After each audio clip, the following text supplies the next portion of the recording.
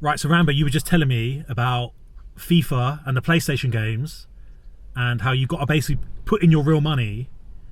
Yeah, on most games nowadays, you need to put in your real money to buy virtual credits. So, like, they have Fortnite, they have V-Bucks, and the amount of kids that they'll get, say they get spends off the mum, they'll go, oh, on Friday, you buy your V-Bucks on Friday. Yeah, someone say that the other day. But my kid plays FIFA, so I go on it with him and have a look. He's like, well, I can't really play it till you buy me some players. It's like, but I just bought you the game for like 70 quid. It's like, yeah, but I need now coins on there. I need some money to buy my players for my team. Like, what? Gone on? They're like 15 quid or something. So you got one at $7.99, Yeah. one at $15.99, but and $11.99. But for the $7, there's no point putting that on. You know what I mean? And this is with all these games that they play on. They all want this virtual credit. Are they training kids up from a young age now with gaming to take on to accept cashless and accept if you're asking me, made up money? if you're asking me, I'd say yeah, 100%. Because like, if you think about it, it's their belief now is in V-Bucks. So like, you give my kid a tenner, he don't want that tenner. He wants a tenner's worth of V-Bucks. Sorry, Rambo, what the fuck's a V-Buck? So it's fake V-Bucks. So it's basically money that you buy, like fake money. So V-Bucks, virtual bucks. Yeah, so you can spend that money on the game while you're on the game, and in order to like progress in the game, you need to spend your money, spend your real money to buy this fake money, so then you can buy stuff in the game.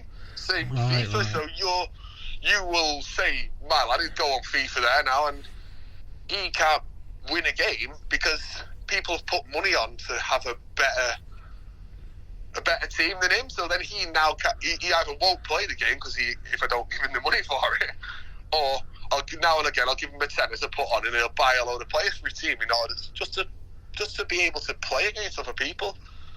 It's part of to me, it's like the training for the cashless society. It's got to be, yeah. You know.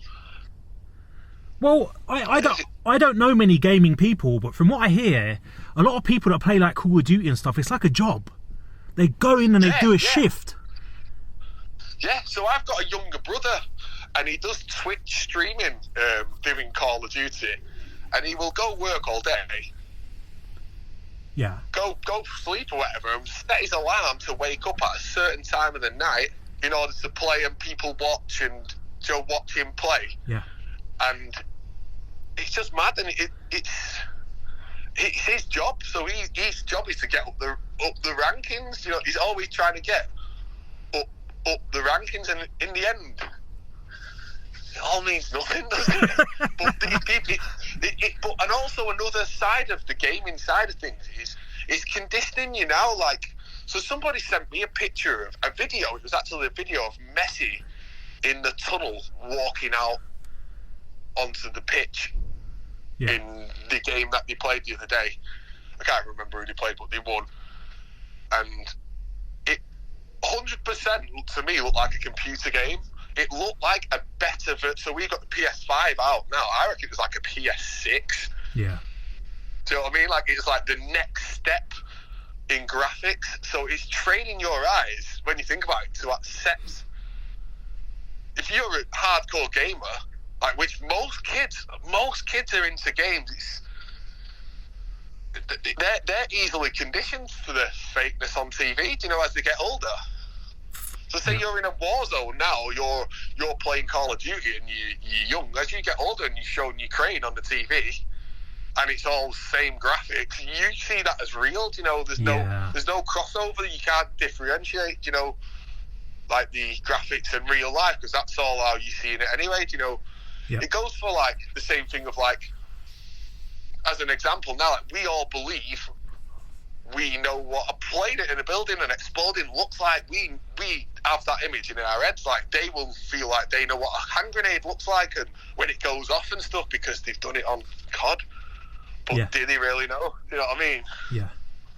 But it's like a real, it's like the same sensation as a job. Like they feel tired, they feel depressed after it, and they're going in and like, oh, I've got to buy a new fucking military outfit, a new camouflage for my gun, and it's like doing a shift. That's it. Yeah, I've got that. I've got to buy my new skin now. So they're called skins.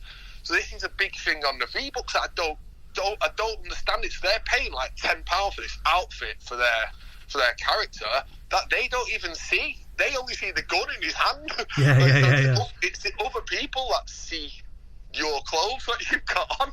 You know? Yeah. So they're having like the same. They're having like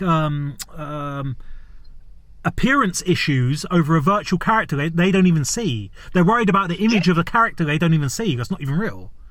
Yeah, and do you know what? Why I mentioned V-Bucks and FIFA together is Neymar and Messi and Ronaldo are all in Fortnite as characters, as skins. Yeah. It's like they can just crossing them over, you know. So you can run around with your gun dressed as Ronaldo. But they do it. That game, it does it with everything, right? There's like a Terminator, a Predator. Messi. There's probably, I don't know. There's probably Andrew Tate. There's probably.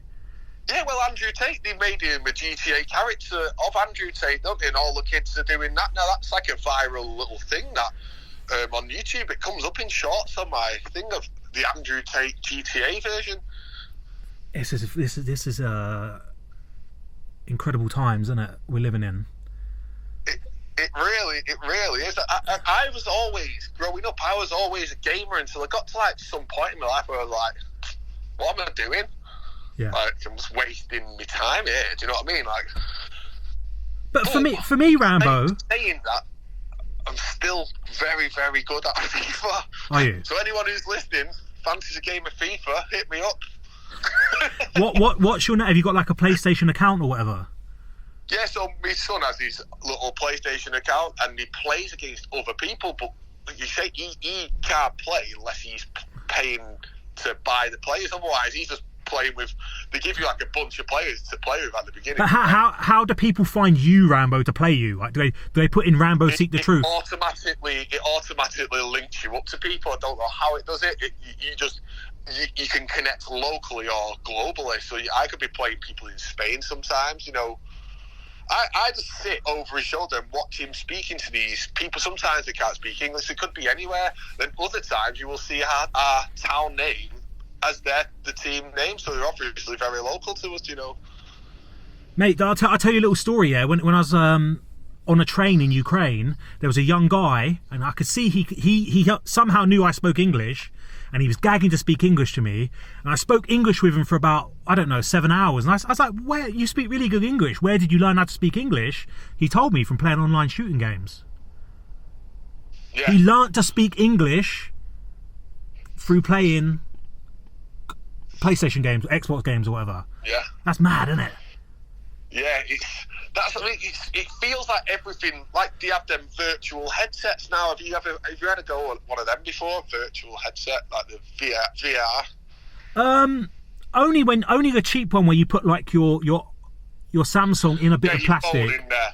Mate, it's horrible. It's like a puke machine. I felt ill for about fucking 2 hours after. Yeah, well, it shows how real the thing is for your brain. Like, I put one on, and honestly, I felt like I was moving. Obviously, my mind was moving like I was walking around. Yeah. And when I took it off, honestly, I felt ill for the rest of the day. Yes. That's why I don't think it will never work. People going in there full time. But are they giving us the crap version to build it up and let you see how? Because it is pretty like mad to look around and you can move your head anywhere and it's just all around you. The virtual world. It's like they're trying to make us kind of everything's virtual. Like I had a little post on this that I never posted. It's like everything's virtual. So you've got like virtual gaming now. You have virtual interviews with Zoom. Everything's just based. Everything's just virtual. Do you know what I mean? Yeah, like yeah. We have no. It's like they want us living in a virtual. Like you can buy a plot of land in metaverse, can't you, and stuff like that. Like, yeah, with your real money. Like, so Rambo is is V-Bucks the official name, or is that just the V-Dollars? Is that just a nickname you give it? No, V-Bucks is the official name for the money on PlayStation currency. On Fortnite. No, on so Fortnite. they all have their own. So FIFA's is called FIFA points, but it is you can. It's just the prices of them as well. It's like everything is for me, like how everything's becoming more and more virtual, and this coin thing, this money thing, it's all new to me, that you have to put your real money on to get fake money. Well, it's all fake, but you have to put your real money on that you can spend in the shop onto this game that then you can only spend on the game, and you can't withdraw it back off the game. Yeah. So it's just dead. It's just dead, isn't it, really? Yeah. At this minute in time. So Rambo, go on. I feel like in the future it may mean more. I feel like that's what they're trying to make it. So it's like crypto, isn't it? Like, that's nothing really, is it? It's literally putting your real money into something that then loses value, and then you're left with what the scraps that are left. But then where's your real money gone? Yeah. Well, some would say that real money is fake anyway, right? It just comes out of nowhere anyway. That's what I was saying, yeah. But, you could go and spend this money in a shop now, but I can't spend them V-Bucks in the shop, even though I've just put that same money on there. But I'm saying in the future, maybe these V-Bucks, when all these, because everything's for the next generation in it. So this next generation, when they're at like our age, they will accept everything. You can just put money on the game and buy it through that if you want. It's like training where, for me, it's mad. I thought it was crazy that you can't actually even do much on it unless you put your real money on it after buying the game. I was never a real big gamer, Rambo, but I used to go around my mate's house and we'd have a few beers and play like the co-op option of like Call of Duty or whatever. So I play games, but for me it was fun. I was sitting there with my mate having a beer. We'd pause it when we were texting our girlfriends or texting whatever girl. It was fun. Now it just seems like what we were saying, it's a job. Real life. It's a job. Yeah. It's the real life. Like today, my younger brother, he's literally on this all night. He sets his alarm so he can play other people, certain people from like different countries and stuff. It's a virtual life.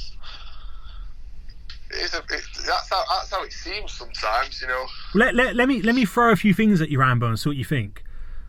Here's my thinking. I don't think it will ever go as far as the whole people fully living in the metaverse with a headset. I don't think that will ever work because of motion sickness. I think where they've got it right now is kind of perfect, where kids are going to spend 8 hours a day working a job via PlayStation, and when they go out in the real world, like you said, with war and sports, they're not going to know the difference. I think I think they want you in between that world. I don't think they want you fully sitting there plugged in. I think they want you bouncing between both worlds, not knowing what's real. I also think the way things are going, right? We've got, I talk about fake jobs, innit? The vast majority of the jobs in the West are fake. People pretending to work. I think in the future, it will be a TikTok-based economy with kids basically earning their cryptocurrency via TikTok or PlayStation or whatever. I use TikTok as a general term for going online and doing some stupid, meaningless activity to earn your income. Whether that's being a clown, whether that's playing FIFA, whether that's a makeup tutorial, whether that's a YouTuber, whether that's a social commentator. Your whole life will be on how much you're giving yourself into. It's like virtual again, like a virtual thing. And being a gamer is actually a full-time job for some people. So they say. I don't know any, but like I always go off what my younger lad says, and I kind of gauge stuff from what. And he's like, "Oh, I want to be a gamer when I'm older." Like that's how they're getting you, Yeah. But when you hear them talk about how they've got to buy this, buy that gun, it sounds like when I was a carpenter, how I used to have to buy a real hammer. Oh, tomorrow I've got to go buy a real impact drill. But for them, they've got to go buy a real skin for their gun that doesn't exist, And yeah, or they can't progress. They can't progress in the game unless I buy this other bit that I need tomorrow. So I'll work really hard. I'll work really hard doing all the missions, and I can buy it. You know, and like you say, because I'll be sat in front of it all day. Eventually, I feel like that's where it's heading. Like it's just like a lockdown where you forget. Because even though people are going out, when you walk down the street, how many people are just looking at the phone? Yeah. Looking at the zombies. Like I feel like there's zombies like driving, just looking at the phone, walking, just looking at the phone. Like no, you know, it's rare you see somebody just walking along, looking around. You know. Yeah. Or what makes me? I don't even know when I've seen somebody not looking at the phone. To be honest. I know, it's crazy, isn't it? It's crazy out there. And that again is a virtual world. You're living in that. It's just like everything. To me, it just feels like the real virtual world we're living in it. Do you know what I mean? It kind of feels virtual now because, like we've talked about before, with like the projecting, reflecting the projection. Yeah. And that's everything. Everything. Yeah. There's one of the saddest things I see is when I'm in my car and we pull up at traffic lights and look over, and there'll be a little girl just with her head cranked over looking at a fucking iPad with big boggle glasses on, and it's literally it's gonna fuck up her neck and fuck up her eyes already, and she's not even like 8 years old. Your wrist, literally, I have one game of that with my lad, and my hands are sore. Like I don't know how he's can do half an hour on it without having a break, you know. Yeah. My wrists, I don't know whether that's my age or what, my wrists all click and everything, you know. Yeah. You got, man, sore thumb and all that shit. It's going to be, man, that's Generation Z, right? Yeah. Who a lot of people have called, nicknamed Generation Zombie. Yeah, and like you said, with TikTok, that's like kind of took over. Like even walking around, you just see kids doing TikToks in the street and everything. Yeah, and they're getting everything they know from a 30-second video. I know. So it's all part of a thing to shorten our attention spans as well. I feel with these short clips, like same thing with social media. Really, like it just show up. You see a little 30-second clip of something and you just accept that you've just seen it in 30 seconds, you know. Yeah. And that's where with this TikTok now, there's not many kids that aren't on TikTok, you know. I know. And you think like they're getting all their kind of news, like their news really from TikTok. Yeah, and I think a lot of them are getting like Tourette's syndrome tics and stuff from watching people with Tourette's syndrome tics. They're picking it up. Yeah. By proxy. Yeah. Yeah, I've heard that one, and I've kind of heard people talking about that one as well, do you know? Yeah. But it is, when you watch, have you been on TikTok at all yourself? I went on it for like a couple of minutes, and it's not for me. Like, I don't take these, like, you see a lot of conspiracy TikTok, like, and I can't take them ones seriously. I've never directly been on TikTok, but obviously, like, we're getting over on Twitter, we're getting a lot of TikToks coming through, aren't we? Yeah, you'll see the little logo pop up. Like, stood in front of like the green screen thing behind him and the point. Yeah, it's like do you know what I mean? Like I started to believe like not a lot of them people on that TikTok are even real. Like the ones with mega millions again on as followers. I feel like the algorithm has created those mega stars on TikTok based on all the smaller accounts. Yeah. So like we say, like as kind of made something for that group of people who like say love dancing to pop music, so they'll create one with 10 million followers that all them follow. Conspiracy one, create a mega conspiracy guy on there, so all them will follow him. It's learn everything from the user. Do you know what I mean? Yeah. And I think how it I think going into the future, how it will work with Generation Z is that they're going to get paid eventually via TikTok, and I don't think the people running this simulation really care what the fuck you're talking about.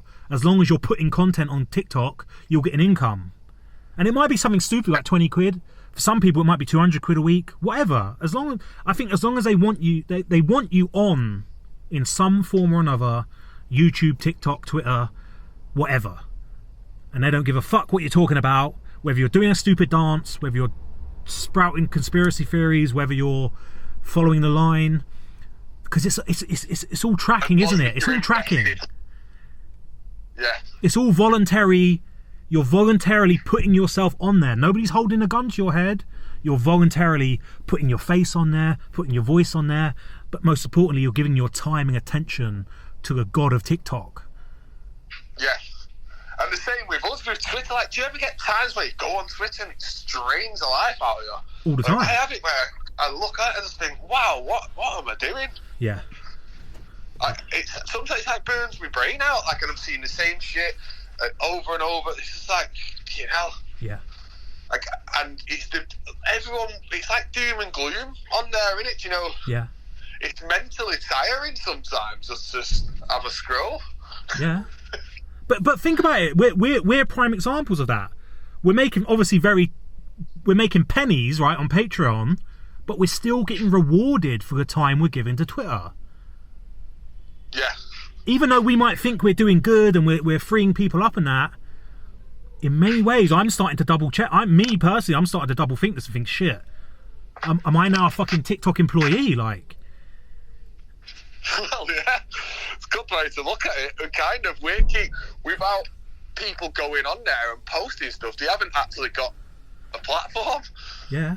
But think about it, So Rambo. kind of, We could take it to the next level, and we could take it to the level of I don't know, Conor McGregor or Andrew Tate, where we can be really controversial and start slagging off girls, or do a Kanye West and start claiming the Jews and all this shit.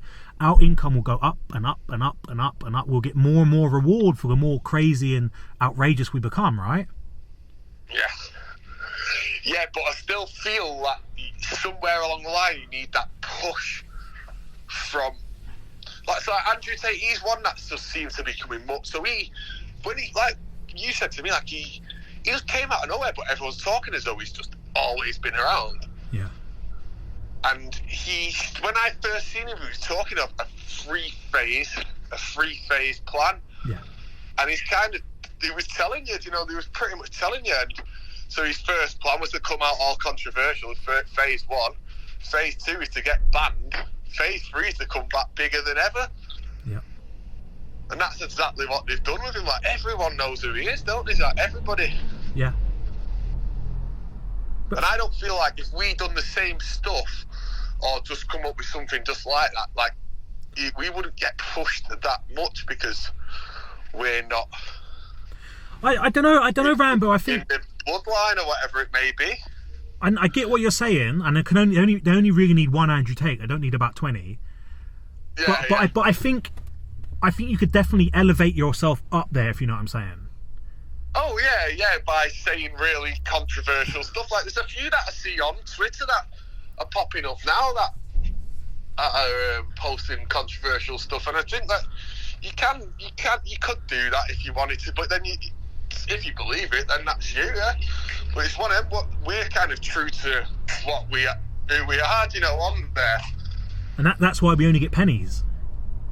Exactly, yeah. So we're just being as we are. But then again, to some people, what we're doing is controversial. I speak to some people who think what I say and what I think is controversial. Yeah. It's a weird one. And at the like last night, I was watching something last night. Have you ever seen it? It was called 24 Hours in Police Custody, right? So it's about, like, it's on TV now and again. It's like it's supposed to be real, right? And there's a girl, and I said, that's a deep fake to the person I was watching it with, and he said, no, they've got like a disfigurement. I said, no, it's 100% a deep fake. And anyway, I had this big thing back for. Get to the end of it, and it comes up at the end. We changed the face of the victim.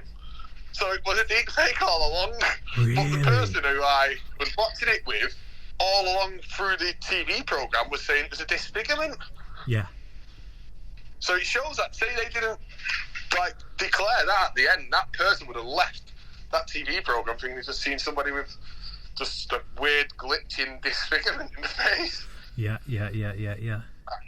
and they don't know what a deep fake was, even though it's been pushed everywhere. There's still many people out there that don't know what one is. Mm-hmm. I will say though, Rambo, I know someone that was on that show for real. Yeah. So there is, but this was it was a weird one, and he adding more into it. I don't know. It was weird. What, on the 24 hours? Yeah. I'm not gonna say who in it because I don't want to out him. Yeah, of course, yeah. He knocked someone out in a club and just left them there on the floor, and then he vanished. He just vanished. And when I was asking around, someone was telling me like he's now in prison for 2 years, and then about 6 months later, it finally made it onto Channel 4. And but again, is that one of those sandwiched in between? Some real sandwiched in between some fake. So then you've got no reason to question any of the other showings of that TV program because you've seen one person. Do you know what I mean? Yeah. It's kind of like what we were saying, like with the news last time, like how without your local news, where you're seeing these people that you in the news that live near you and stuff, without having that belief and seeing that is real and that's happened, you'd never believe in the big newspapers. Definitely. Like, would you I've seen a lot of people in the local news and stuff, and they're in similar stories to what you see in the big news, but then in the big news it's not real. They kind of took something that was real and twisted it, do you know what I mean, for their news, for the mainstream news. Yeah. In military intelligence, like, this is what they call chicken feed. They've got to give out real information so that when they do something, so they when they pull off like a deception campaign, it only works because they've been giving out real information that's been clicking with everyone. So when they do the deception, they can't really tell. Yeah. And that's the only way. It has to work like that. It has to work like that. They might say they put out 10 of those TV programs. 8 of them might be real, but so somewhere they might slip into two fake ones, so then, and slowly, maybe 3. Do you know what I mean? Like, next time 3. Yeah. And have people, like, talking about it, like, the controversy. Like, I think that they like people to talk about things that didn't happen. Like, they want you to discuss, like, as an example, like, the other week, the ball went over the line in the football game. And everyone was talking, did it go over, didn't go over, that was what it was, did it or didn't it, who was wrong, the ref or the computer? And really, what if none of that was real, it didn't even happen? Do you know what I mean? But they wanted you to talk about their production, really. So, I know what you're talking about, and I've only seen a picture of it. Like, Rambo, did it actually go over the line or not? Yeah. So they shown it went over the line, but then from a bird's eye view, the circumference of the ball was 1 millimetre over the line if you was looking at it from above.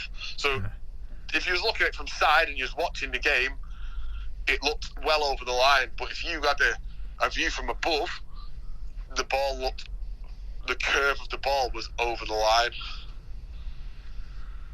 And was it not was it not counted as over the line and someone scored a goal? No, it was the goal. So from the ball going to, it went past the net, out, it went off the pitch basically, and this player ran, put his foot out. This is the bit that got me. He didn't bend his foot, he didn't turn his foot, he just put his foot out, and the ball bounced from behind the goal back in front of the goal for his guy to score, and then Germany went out from that controversial goal. And everyone was saying, "Oh, is it over? Was it over? Wasn't it over?" And after all that they even put out, didn't they? There's technology in the ball and stuff like that. So why is everyone's talking? Did it go over? Did it? But nobody's questioning the real thing. Was it a camera trick? Was it technology in the ball? Why does it have to be over or not? What we're only looking at on TV. Yeah. And that VAR, like the other week, they were talking about on one of the games, the VAR line being off. So when people are offside, is that line, because it shows you a computer line along the pitch. What's to say that we're not just seeing that line to make, why they can make that line fit? Do you know what I mean? Yeah. They can make the players go behind that line or ahead of that line or pause it and just drag one of them over with the mouse. You know, exactly. They'll just make it look like whatever. I think that ball could have been crossed in like before it went over the line, but then they've used the camera to make it look like it went over the line. Do you know what I mean? It may never have even went over the line, because to me the ball how it bounced back in front of that goal was a 1 in a 5 million chance that it would hit his heel. No effort whatsoever. He just stuck his foot out and it hit his heel and went backwards on himself in front of the goal. Yeah.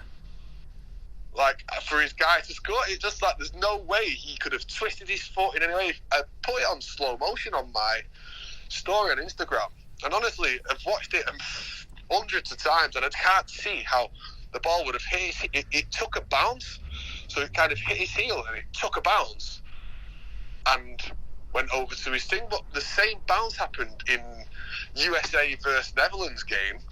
The USA's goal was just weird, proper weird goal. The ball just bounced from nothing on its own, and then the guy, it went in. It's just such a weird goal. I'm putting it down to something being wrong with the ball and the camera tricks. What's the that technology? You know, like in Wimbledon they call it Hawkeye. The technology is called Hawkeye. Has it got a name in this World Cup? Is it called like Golden Eye or yeah, VAR? Just VAR, okay.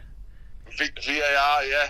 So they keep bringing, they've stopped so many games and cancelled so many goals because of this VAR during this World Cup. But then that goal, that was over and what I didn't get with that is they was waiting for new images, and new images kept coming out over the following days after it. Like, oh, here's another angle and another angle. Why didn't you have all them angles there and then?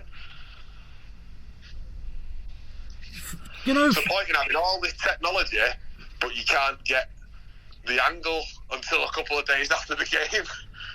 Do you know? For me, when I realised football was fake, it's just when I just used to watch them. Like, just, you know, these guys are on £1 million contracts, yeah, like £20 million a year. You know, elite athlete, and by around 80 minutes, they're gassed out and they're just briskly jogging around, looking like they're dead. I'm like, I can go to the gym and train for fucking 3 hours, no problem. But these professional athletes, they're just dead. They're like, you know what I mean? They're just game and they go home. They're tired. They get a good rest now. They're playing an hour on the pitch. But you know what I mean? You just see them like they're just briskly jogging around. It's like, guys, you're in the World Cup. This is your moment, and you're just briskly jogging around. Like it doesn't even matter. Because it's all. I feel like, could it be rehearsed? Could some things be rehearsed? And they like, do. Someone was saying to me about the goal celebrations. Is like, could that have been rehearsed? And because like literally all had their arms out, 9/11 on the tops, like doing the aeroplane celebration. And someone said that we must have rehearsed it. Is that what you're saying? And I was like, thought about it. I was like, oh yeah. They must have either been rehearsed it or they've done it. They have a roll-out thing to certain players. This is what you do. He probably knows what to do because, I mean, he's in. Yeah. And as well, they do what their manager tells them, right? You see a manager saying, like, hold back, you know, doing a hold back sign, they'll fucking hold back. Yeah. Yeah. So the manager's guiding them, you know, like. Yeah, so the manager they're the one who puts them in the team, aren't they? So they're the ones who. The manager is obviously in on something as well, because, like, look at Alex Ferguson. He's one that gets me as well. Like, how could it be that United was this great team and they're winning everything, and the day he left, he just went downhill that day? I don't believe that he had such an impact on the team. Yeah.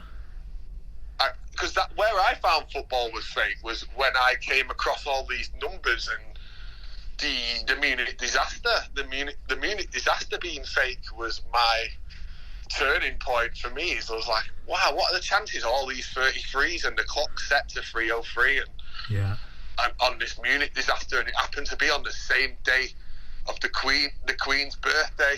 It's like, you know. Yeah. Oh, not the Queen's birthday. The day the Queen got made the Queen.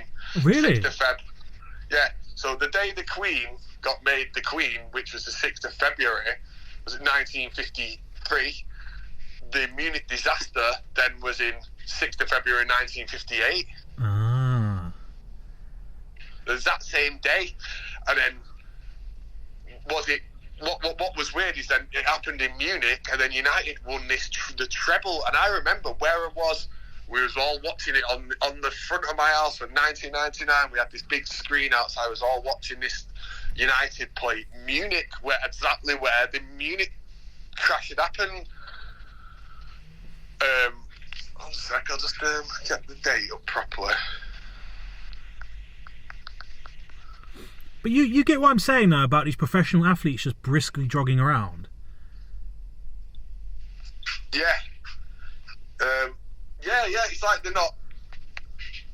That's why I keep thinking. Sometimes is it a game? You know, sometimes like with this World Cup, it's looked very, very computer-like for me. Do you know about the book called The Fix Is In? The Fix Is No.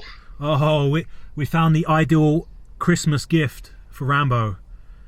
This guy has done it. He's written a book about how games are fixed. Yeah, it definitely, and how it links up to everything. So like that Munich there, United won the treble, which was never done before in Munich against Bayern Munich when the plane had crashed in Munich, and it was also that same day was Matt Busby's birthday, who was the manager of the team that crashed on the plane in Munich. So when he won that treble in 1999, it was actually on his birthday, on Matt Busby's birthday. He was the manager of the team that crashed on the plane. Yeah. It's like he can't, and the flight was like the flight number was like F9999 or something like. Yeah. That's when I really started to notice things. Flight 609. On the 6th of Feb. Yeah. I don't know, man. Like, I don't know who is writing the script. We just don't know. It could be the gods, innit? The cosmic gods. It could be a bunch of fucking humans. We don't know, man. But yeah, like when you look at numbers and you realise the synchro mystic side of it, it's just insane, isn't it? Like. Yeah, and to me, it doesn't feel human. I don't think a human is capable of. I don't either. Synchronising everything like that with the numbers, because there is, whether you're into believing that there is something to numbers or not, sometimes it's hard to deny the number 33 popping up everywhere. These 9 and 6, how they sync with each situation. Like how I always say, like 22 is always linked to something with a bomb or a terrorist or something, an assassinate. It's always there. Yeah. So that these numbers, I feel like these other numbers, that they're all linked to certain other. Like I feel like there is a pattern to where they appear, the numbers, and I don't feel like it is done by a human. And then I sometimes feel like, is it an algorithm? I have thought the algorithm thing, but then sometimes I think, is it something else that? Do you know what I mean? Not an algorithm. Is there actually something high up at the top of the web, whatever you want to call it, controlling it all? Yeah. And if so, I do feel like we don't know the name, we don't know the secret society name, we don't know anything about them, we don't know if they're transgender, we don't know anything about them. So anything else we do know, I feel like that's given to us by this. Yeah. By the controller. We don't have the human words to describe what it could be. Yeah. So that's why I call them the secret unknowns. Yeah. And I agree with you. I think the whole like misdirection of the Freemasons and the Jews is all just to mislead you. Yeah, I think that's all a cover, because you would I call them the Masons still, just to make, just so people understand what I'm talking about. Pop culture, pop culture reference. What I mean, yeah. But I do feel like it's something way above human capabilities, definitely, because they could not think everything. Sometimes I feel like, is my life even scripted? Is each individual life scripted to be as it is? Well, when you think about it, Rambo, you've only really got about what, 1,000 options today about what you want to do. Yeah, true. But that's it. That's it. You could probably you could be really crazy and jump on a plane and go somewhere. You could sit in a coffee shop, but you've only really got about 1,000 options, isn't it? Yeah. You can't fly past Antarctica. That's off your options list. You can't be a president. So, you know, we kind of are. We're limited in that way. Yeah, you can't ever be the president, no matter how hard you work. But sometimes I then think of it when I'm thinking, is it a simulation or everything? And then I'm thinking, do I already exist in the future? And I've got, because I've read this theory before. You've loads of versions of you already in the future, and you've just got to go to that version of you. Yeah, do you know what I mean? So you've got loads of options. Them 1,000 options, like you said, got 1,000 options of meeting our future self. Yeah. Like this is like, and what's happened has already happened, and we're just living in that moment now. Do you know what I mean? Yeah. But we have the, like a time travel kind of feel. We have the thing to affect the future now. Do you know? Like, do you remember in Back to the Future film where he has to go back and change things because he messed, you know, like where he spoke to people that he shouldn't have spoke to, and he needs to go back and change it.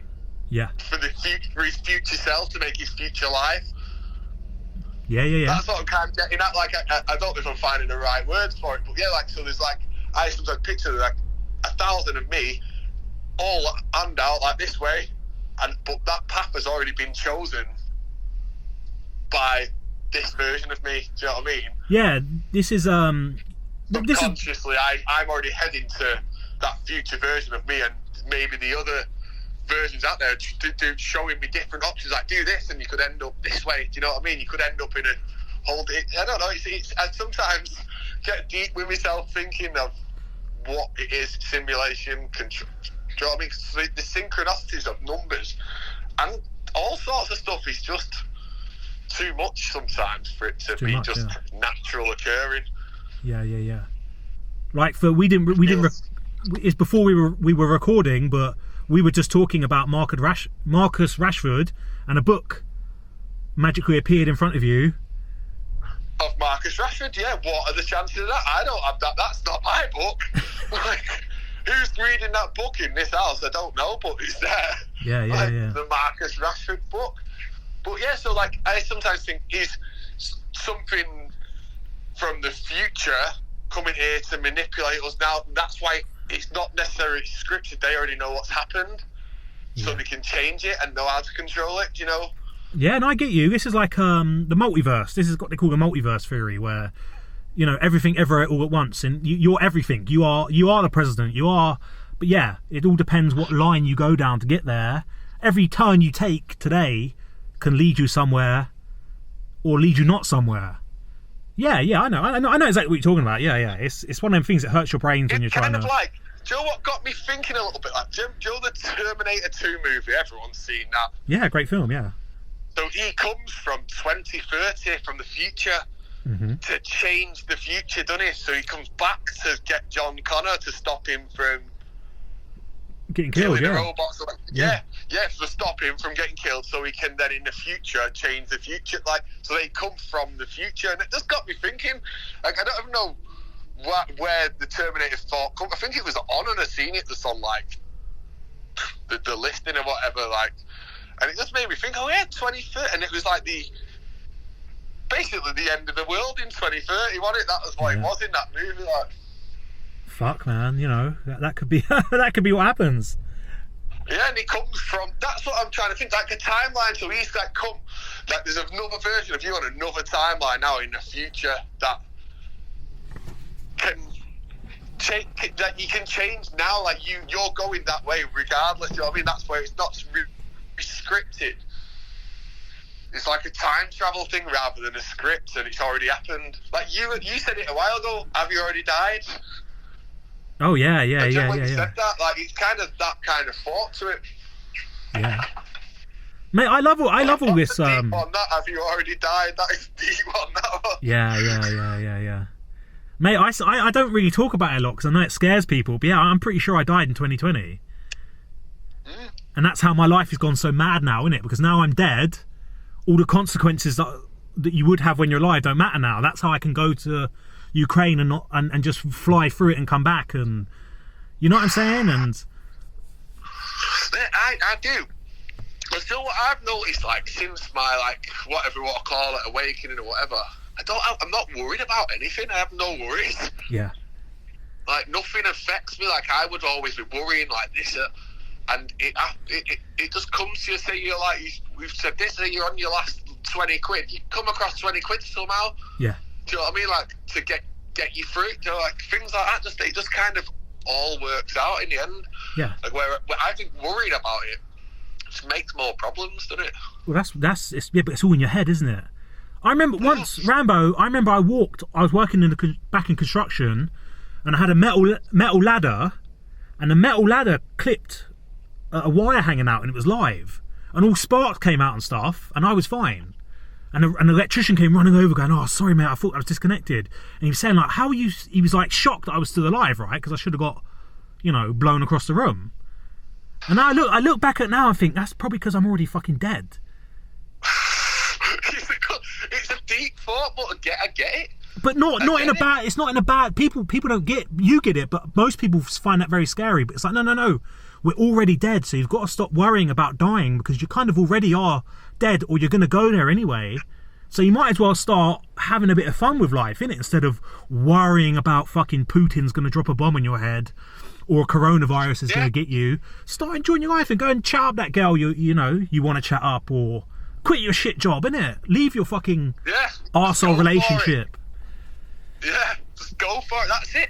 That's exactly the way to look at things. Like, you always be thinking too far ahead of, what if I leave my job and then I can't pay rent, or what if I leave her and then she gets me somewhere else, and none of it even matters at the end, does it? Because everything just works out. Yeah. I've noticed that. I've noticed myself as a calm person over last 4 years now. It's like I'm just so calm about everything. Nothing can worry, like, because you're not taking on all these external stresses of, like you say, is Putin going to drop a bomb on us and stuff like that? You're not worried about that. Am I going to get a virus or whatever? Like, you're not. Like, do you know what I mean? You just deal with it. Yeah. I just feel like I just take every day. Like, I don't think about tomorrow until tomorrow. Yeah. Just for today. Yeah. It's a good. Yeah. Live for the present. But I think Rambo, a lot of these NPCs, they can't. I don't think they can do it. I think they just can't get out of fear, worry. You know what I'm saying? Like, it's their whole existence, isn't it? They can't. They want to be. Yeah. They want to be. Have something to talk about. What's to talk about if there's not something going on? If Putin is not going to drop a bomb or not? Yeah. So we're going to talk about what they had for tea last night and what. That's all there really is. It's like something I picked up on when you meet a new person, like a new person. You may have talked to them for a little minute, and the first thing they ask, "Are you a red or a blue? City or United?" Like, what? Even is that even with girls or just lads or what? That's pretty much. Yeah, like a lot of lads, a lot of people are speaking to them. Are you a red or a blue? That's like one of the first things they ask you. Like, it's like they've only got so many introduction lines, like to speak to people like red or blue, like that is so common not to be asked, you're a red or a blue. So for people around the world, that's Manchester United or Manchester City, the two football teams where Rambo lives. Like, are you Man United or Man City? Yeah, it's like that's where I feel at MP. It's like, then you say no, I'm not, none really, and space is fake. Then where's the conversation going to go there? Yeah, but are you a believer or a non-believer in space? Like, it's like, yeah. Well, think about American Twitter, or sorry, just America. How, and even the UK as well. But the red side versus the blue side politically. How many people are just online killing each other over their beliefs in the red or the blue? That's it, and it's all just, in the end, it's all just an opinion, isn't it? Well, red and blue is purple. Purple is illusion. Yeah. This is just an illusionary world. And yeah, we do, and everything is red and blue, isn't it? Though everything is But you only ever get two choices, don't you? There's never really three. Like, and I thought that the way someone said, "Oh, there's two sides to every story," but there's three, really, isn't there? Three, you know, yeah. there's three. There's the truth. There's your side, my side, and then there's the truth. Yeah. I was thinking recently, I know HV talks about the trident and what that could represent, the trident of JFK, the trident on the Twin Towers and stuff. And I was thinking maybe it is that there is three. We're only ever shown two. We're only given like globe Earth, flat Earth. There's no like in between. There's no something else. Blue or left or right, blue or red. You know, there's always only two sides. Yeah. Anti or pro-vax, anti-vax, pro-vax. You know. Yeah. It's mad, isn't it? And it's that's just like it's just, it makes it hard, doesn't it? I mean, I know probably a lot of people listening to this probably have the same struggles. It makes it hard to have a conversation with anyone, isn't it? When you know it's just the same boring NPC talk.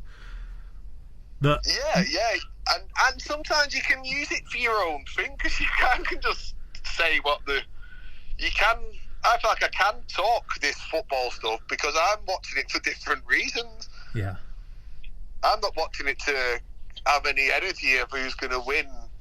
I'm looking for how or why someone's going to win. Do you know what I mean? Yeah. So I've got a whole different. So I can have those conversations, but it's just like a standard thing, right? But Rambo, that book, The Fix Is In. I'll have to check that one out. I know there's one show on Netflix about, because I don't believe anything on Netflix, but I feel like they do show you little glimpses of things like that's all the predictive programming comes from. Yeah. And there's one called Bad Sport, and it's about this basketball team, and it was saying how they fixed the game. So this team, who are beating everybody, will still win the game, but they don't score as many goals or as many points. And it's not all the team that are in it. It's like the main guy, the goal scorer, the one that's in the middle. Yeah. And also the manager who will take people off who are trying and put him back on, you know, so he could definitely he'd get a couple of his mates in on it. And so even though they were winning, you wouldn't think that they were fixing the game because they were winning. Yeah. But really, they should be hammering the team, but they're not. They're winning by just about winning at the end, because he was that much in control of the game. Yeah. And also, they can throw the game and lose the game as well. So it's like, I feel like in that TV, that Netflix thing, they're kind of showing you how it can be done. Not that's how it will be. That's definitely how it's done, but just a way that they can do it like that. It can be done, and they put it out there on Netflix. So you see it and you just think, oh, it's just on Netflix. That. Yeah. You know, like all them TV. That's how you see what's coming next. When you go on trending on Netflix, that's how you know what kind of agendas are coming next, I think. Oh yeah. But in this book, the guy like tried to like sue, I think the NFL, and he was like, look, I paid to see a game, and this is a fix, and apparently he lost the court case. They were like, no. You pay to see entertainment. Yeah. Well, that's it. It's sports entertainment, isn't it? Yeah. Yeah. And then he went on to write a whole book about it. Yeah. Yeah. So that's it. Yeah. So it's allowed. They're like legally allowed to fix it, aren't they? And we talk about the double bluff and stuff a lot, and WWE is the double bluff. So in WWE, they're admitting, it's scripted, but that's the only one, the sport, that admits it's fixed, just because the others don't say it. They've took the attention of all the other sports. Yeah. And the others don't admit, just because they don't admit that the sports or the fixed, they still come under the banner of sports entertainment. You know, if you type in what sports are sports entertainment, it's all sports. Yeah. And that actual name, sports entertainment, came from the WWE when it came out as that it wasn't real, because people used to believe that was real. Yeah. At some point in time, everyone believed WWE was real. And what's interesting is they do a weird thing. Like if you ever like see an interview with a wrestler, a WWE wrestler, he'll kind of say, no, but it is real.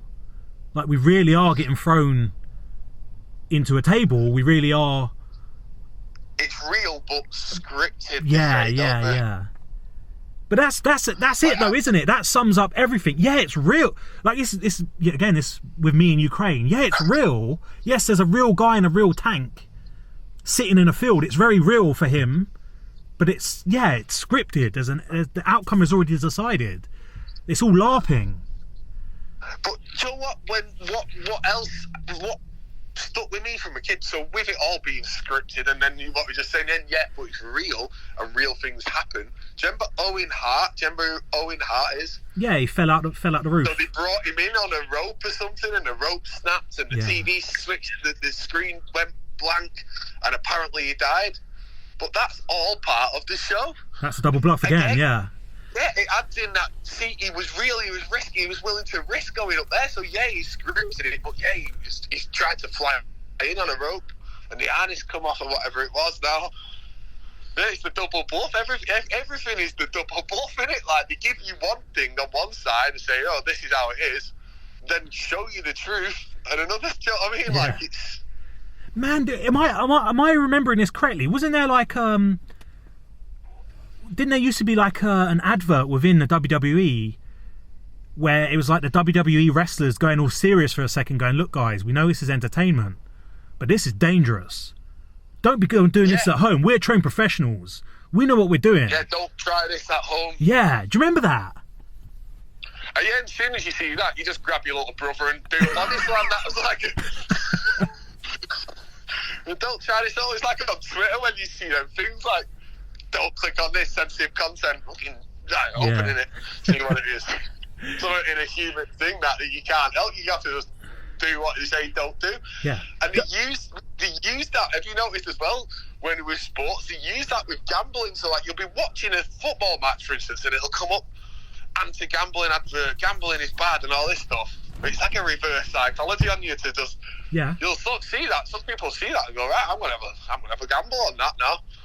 Or I've seen anti-gambling advert. Yeah. Or the other classic one is when the news says, "Don't go out and buy fuel because there's a shortage." Yeah, everyone just goes and buys fuel, and that's what I mean. So what you were saying, that is very real. I've seen the queues down the street. Yeah. But it's fake based on it's come from the TV. It was never a thing to go out and buy fuel. You've just believed it, and now you've made it real. So you've reflected what's being projected. Yeah. Don't go and buy toilet paper. Everyone's running out buying toilet paper. Yeah, that's how easy it's done. Like, yeah. And I seen you post something, was it yesterday or the day before, about these food shortages that are every 6 months. Like, yeah.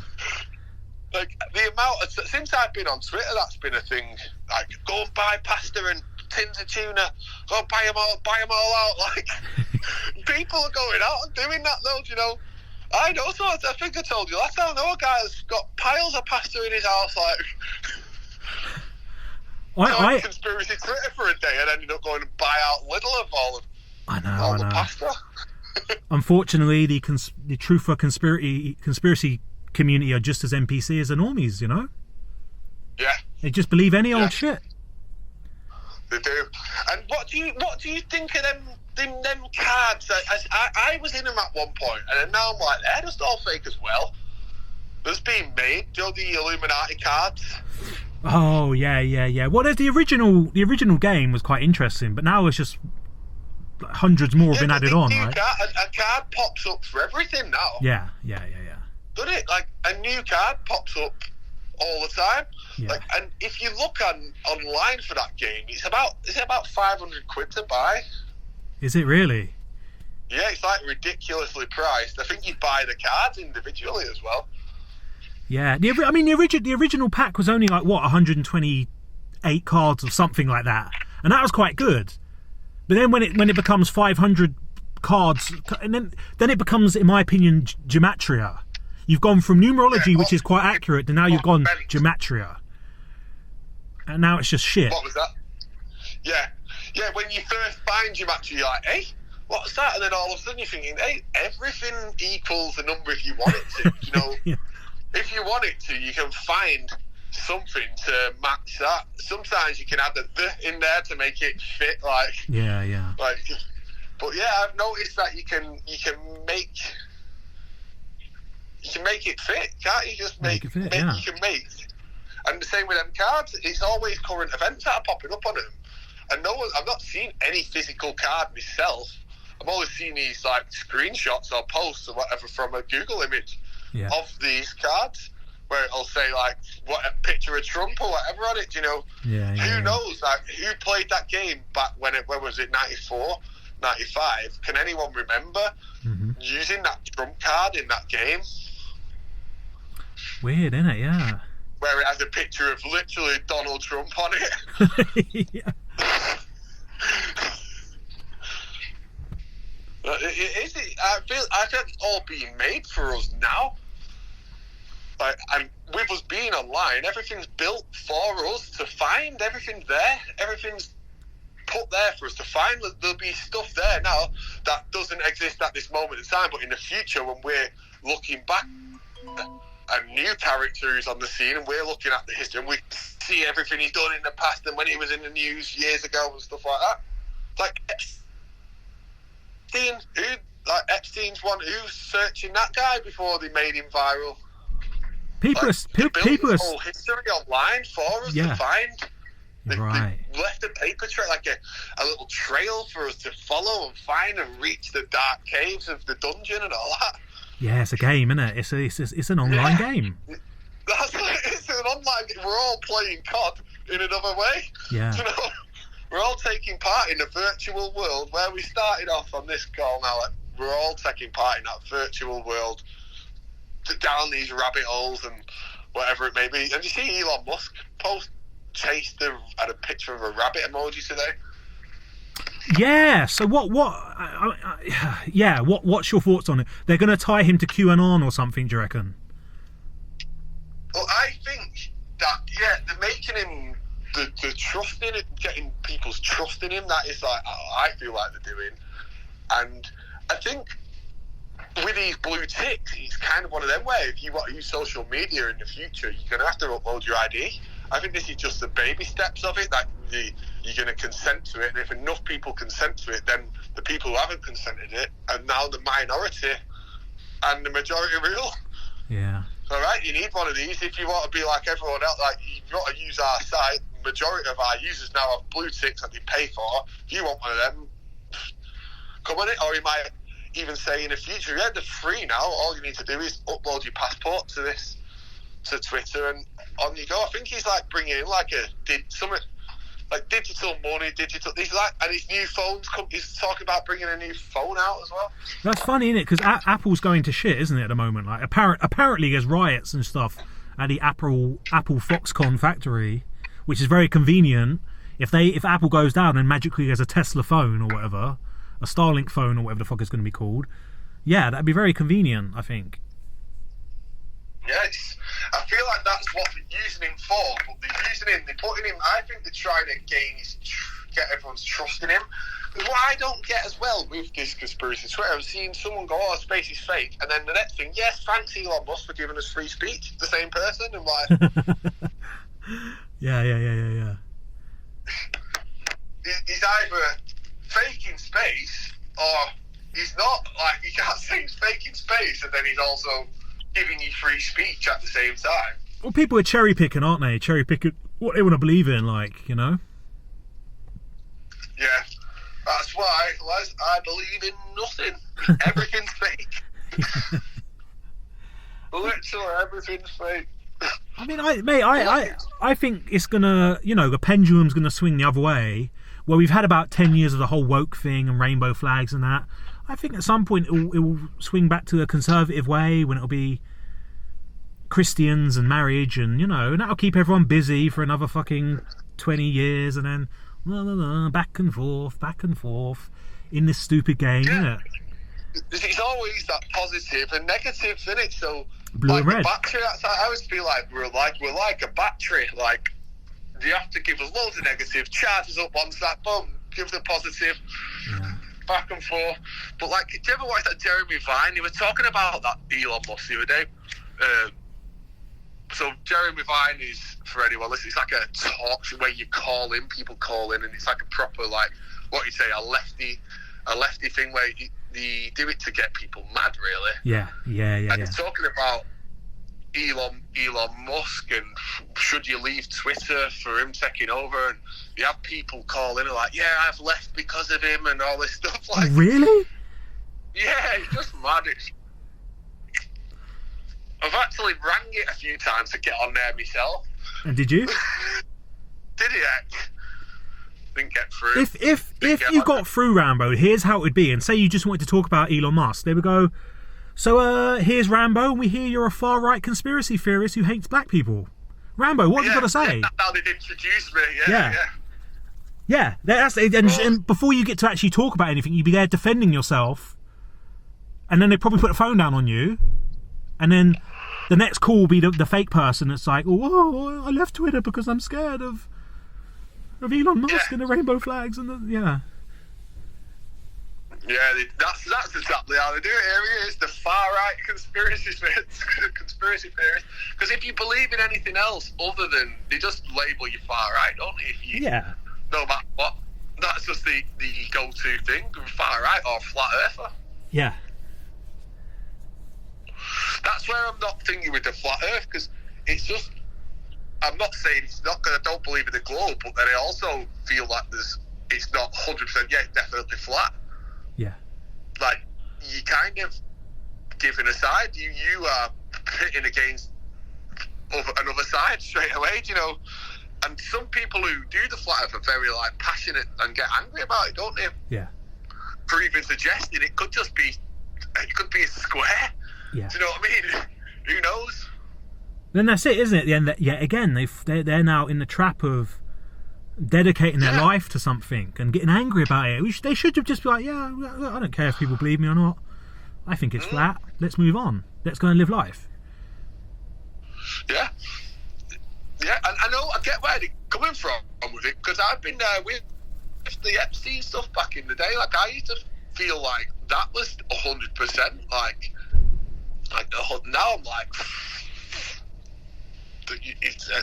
you know where I'm at with that one, do you know what I mean? Yeah. But I remember at one point being well into Q, do you know what I mean? I believed everything on Q, and I was thinking he was trying to take down Trump and all this stuff at one point. Yeah. We've all been there, but it's all part of, like, the journey, innit? And I feel like whether I'm right or wrong now, I know that inside I'm a calmer person. I just chill, nothing, like, kind of worries me, and it's all thanks to everything being fake. Yeah. Like, to me, it's been a positive. Some people go, oh, how could you have such a negative outlook on everything, that everything's fake? It's not negative. You know what I mean? It's for me, it's just my perspective, and people go, oh, you're doing it to, like, protect, that it's all real. It's not. I genuinely believe it's fake. That's why I'm not worried about a nuclear bomb landing in my garden. Yeah. But the problem is we've spoke about this before, innit? They think you mean everything's ridiculously fake to the point of a green screen NASA guy spinning around, right? On cables. Yeah, that's what they think. I mean, the best example, like your war, the illusion of war, like, it's very real for everybody, but really it's not. Do you know what I mean? It won't be real without their participation in the illusion. They're taking part. Participation within the illusion. Yeah, and it becomes real. Like, same with the virus. Everyone takes part. The more people believe, that's all it takes, isn't it? You're all playing a role. Like, how could that have ever happened if everyone weren't wearing masks and stuff like that? Everyone made it real. If Rambo, say a 25-year-old come up to you and he's fully on board with your kind of thinking, like, but he's young and he's like, I don't know what to do in my life. Like, what would your advice be to that 25-year-old? He knows that jobs are stupid. He knows that a nuclear bomb's not going to land in his garden. He knows he's not going to die from a virus. But what would you? And he said, "But Rambo, what do I do in my life? Like, what advice would you give him?" Just live every day, like they say, live every day as it is, rather than tomorrow. Like I said earlier, I don't think about tomorrow. And another thing now I've learned over the years, like over the last few years, is I have no expectations or anything. I don't believe in like setting goals. I used to have goals to be something or do something, and I feel like now just naturally being me is a happier, less, pretty much no stress person. You know, based on that, I'm not aiming for something all the time, like, I'm going to work all these hours so I can be the supervisor and wherever or whatever it may be. Or I've had quite a few different jobs where I'm thinking to myself, right, I'm going to really do this. I'm going to go on my own and do it and stuff, and then nothing's ever what it seemed to be, you know. Yeah. So if I was to see my younger self, for instance, now I would say just don't take life too seriously, because I was always serious, like, I want to do this or I need to do this, and now it's just like, I'll do it if it's supposed to happen, you know. Yeah, man. I feel things are, the more I've stepped back from NPC life, like, obviously I still have to live it, but the more I step back from it, you can kind of see that it's not that, you don't have to be that serious in your life, you know. That's stress in itself, and it being so serious with everything, you know. Yeah. It's like be a bit more laid back and stuff. That's it, really, isn't it? No expectations. That's a great moment. Like, go on. Yeah. Because you can't expect to be you can't expect to be the Prime Minister. It's never going to happen. Like, just don't expect. And also grudges. That's another thing. Like grudges and like regrets. Just like, do you know what? The best like advice I got from someone, like, I was going through a bad time and I was hanging on to something, and some guy just let it go, man. That's the best thing, is let it all go. Who cares? Let it go. And that, do you know what? I look at that with everything, like anyone who's ever wronged anything, just like, this is a new version of me since this everything. I was like, just let it go, I don't care. Do you know what I mean? And I always remember that guy saying to us, let it go, man, like, fuck it, who cares? And I was just like, you know what, that's the best advice I've ever had. Yeah. So did you hanging on? Because like me hanging on to like someone who's wronged me or done me over, where I was thinking, I could have done that if it wasn't for them doing that. That's how I used to think. And then now I'm like, let it go, I don't care. Do you know what I mean? I'm on my own path. Yeah. And that's what I would tell myself, just let it go, man. Just fucking don't be too serious and just live every day as it is. Do you know what I mean? Don't think about tomorrow, because you'll be fucking anxious. What did he say? Anxious? Thinking of the future causes anxiety. Thinking of the past gives you regret, doesn't it? You know? Yeah. That's true as well. I feel like that is a true story, but yeah. It's a great moment, isn't it, Rambo, when you realise that jobs are just meaningless, and you go and you start getting a job that just gives you the least hassle, and when you come home early, or, do you know what I'm saying? You're not worried about the title and trying to impress people. You just choose a job that gives you the least hassle. Yeah, that's all. Least hassle, least hours, and yeah, that's it. Because it's always about what you do, like what you work as. Like, that's like a thing, like, and you get to a point where you don't care about that anymore. Like with me now, I feel like I'm around people that still care about these things, you know, and obviously that's what they want to do. Yeah. But for me, it's like I'm watching them stress about things that to me just seem not important, you know. It's not your life. You live, it's your role. You're taking your role too seriously. Like people in work jobs and stuff. Like I've worked in some jobs and someone's just like, do you know what? Like speaking because they've got a supervisor position. Last 10 minutes me nowadays. That's why I do what I do now. You know, just least hassle. Yeah.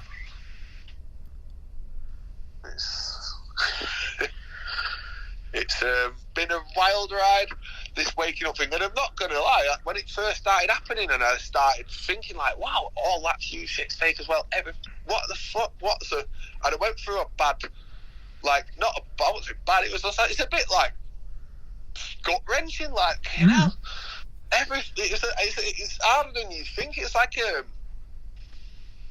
a grieving time, it felt like, and then all of a sudden it's just like come back come back a new person, no worries or anything, and it's just never look back on it. And I wouldn't change. I wouldn't take the glasses off. I wouldn't take the glasses off for anything. Yeah. If someone said to you now, right, go back into, you could go now and earn treble the money you're on now, but you put your NPC glasses back on. But give me them glasses back. The glasses back, yeah. And you go back into your life and you can have treble. I'd say nah. I'm happy because I'm mentally at peace more than I've ever been. You know. Yeah. And you probably feel the same. Like whatever you go through, you can step back from any situation. I feel with the view of it's all everyone taking part in an illusion. You know. Yeah. But I will say it's lonely. It can be. Can be, because you can't have real conversations, can you? You're kind of just coasting. I feel like you are just coasting along. Just, do you know what I mean? Like you say, red or blue. Oh yeah, I'm a red. Did you see that goal the other day? Like that's all you can talk about, and that's where it can get lonely. That is where there is a positive in social medias and stuff, though. Do you know? Because you can find. So you can use the tool they're using to collect data from us for your own things, for your own benefit, you know. Yeah, that is definitely a positive of social media, is you can connect to people all around your world and have a decent conversation. Yeah, definitely. Whenever you want, pretty much as well. Yeah. Because there is times, it is nice sometimes to just take a break from talking about everything fake sometimes. I do feel like sometimes I just take a break and I switch off and just go in autopilot, you know, and go out, or I'll leave my phone at home. That's like the best feeling ever. I feel like a disconnect when I leave my phone at home and go out. Oh, yeah, I know, yeah. Like, I feel like I've just disconnected unplugged from something, you know. Yeah. And I still get that separation thing when I've not got it, even though I know I've left my phone at home. You still get that separation. I've left my phone at home. But it's good to do it. You actually feel yourself disconnect from it, I think. Yeah, like it's nice when you get thrown off Twitter. It's nice. Yeah, I've not ever actually been thrown off. Oh, have you not? Okay, yeah. Never had you know what? I had one music copyright thing from a Scooby-Doo video bloody years ago. I remember you saying, it didn't pull it up for about a year or something. It was like a taking the mask off video, and I reposted it, and it's never been pulled again. So really,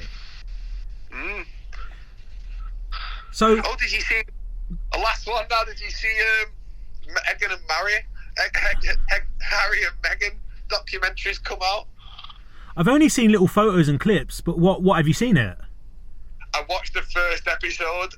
Horrible, isn't it? Horrible. Oh, I've done it so nobody else has to. I won't be watching the rest of it. But apparently you have to pay for it if you haven't got it on your Sky box. So what they made out in the programming is that he chased her, and so basically he's seen her on a Snapchat filter. Basically, this is where he's seen her. Do you know where the dog ears? Yeah. So they're saying he's seen her with the dog ears on a friend's Snapchat with a filter on, and he said, "Who's that?" And he sent her a text and took her on a date and all this stuff, and he's chased after her. And what was weird, what I've seen in the program, because I think they're going to wipe Harry out, you know. Yeah. And they highlighted this, which I thought was weird. So he written some text, and he written, "I am dying to meet you," but put "dying" in bold capital letters. Really? Yeah, and I just thought, why have they just shown us that bit? It's like they wanted to. Because I feel like you can read between the lines of him sometimes, can't you? Yeah. Imagine they wipe him out now, and then they put it all on Earth. Public hate figures. They're already trying to make one now, aren't they? Do you know? Yeah. To throw the tomatoes at. And he'd get the same thing like his mum in a way, that she'd ruined him. Because that's how like people who I talk to who believe in the royals and stuff now will go, "Oh, she's ruined him." Right. Because Because people always liked Harry, right? If I remember correctly, talking to people, they'd all say that the royal family are a bunch of cunts, but they say, that Harry, he's all right, though, you know. He went over to Afghanistan and done some military service, you know. He's all right. Yeah.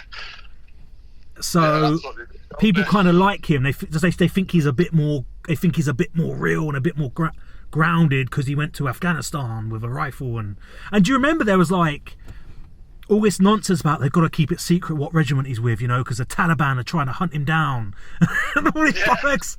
And then he wasn't in one. Yeah, exactly. Yeah, he just had the outfit on, didn't he? Like. And the Taliban not even real. And then the next, I think it's like 4 years later or something, he was then an Apache helicopter pilot. And there was this famous clip on the news where in the middle of the interview, the siren goes off and he jumps up. A little bit of his top lifts up and he's got a bit of a six-pack underneath. And then he goes running off. And the girls were loving it, innit? Because he had a bit of a six-pack. I remember all that shit. Fuck, man. What a bit of PR, you know, marketing genius, isn't it? Yeah, then again, like we were saying before, hero to zero.